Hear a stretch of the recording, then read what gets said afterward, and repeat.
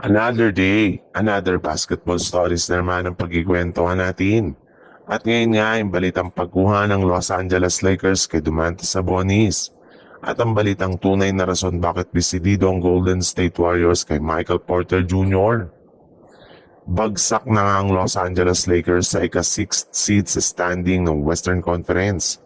At bagamat man nga nasa magandang pwesto pa rin ang Lakers sa West, ay hindi pa rin na sila may tuturing na playoff contender na salamyan ng kanilang depensa. Kagaya nga ng napag-usapan natin, ang Lakers ang pangalawa sa pinakamahinang depensa ngayon sa regular season. At isa sa mga rason nito ay ang malalamyang performance ni DeAndre Ayton sa mga nakalipas nilang game. Hindi nga kagaya ng mga nauna nilang laro ay bigla na lamang ang bumagsak ang performance ni Ayton na hindi kinagusto pa ng kanilang mga fans.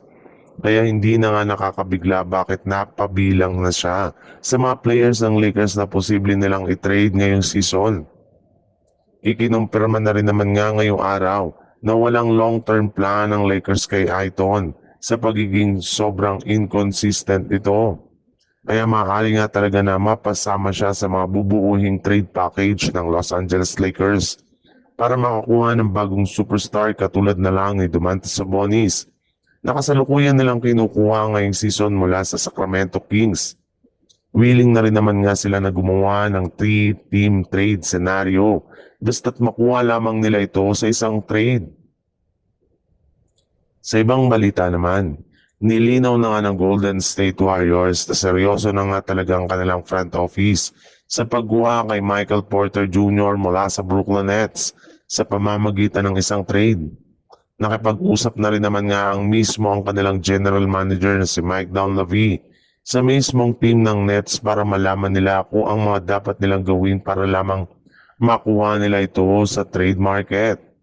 Sa ngayon nga ay opisyal na nilang in-offer dito ang kanilang mga players na sina Moses Moody, Jonathan Kuminga at Buddy Hield. Although hindi pa nga sumasagot sa kanilang offer ang mismong front office ng Nets ay inaasahan na ipagpapatuloy pa rin nila dito ang pakikipagnegosasyon. Yes, desidido nga talaga ang Warriors sa pagkuha kay MPJ dahil naniniwala nga sila na malaki ang may tutulong nito sa kanilang kasalukuyang lineup. Manghang-mangha nga sila sa scoring ability at consistent na shooting nito sa 3-point line na siguradong babagay sa playing style ng Warriors.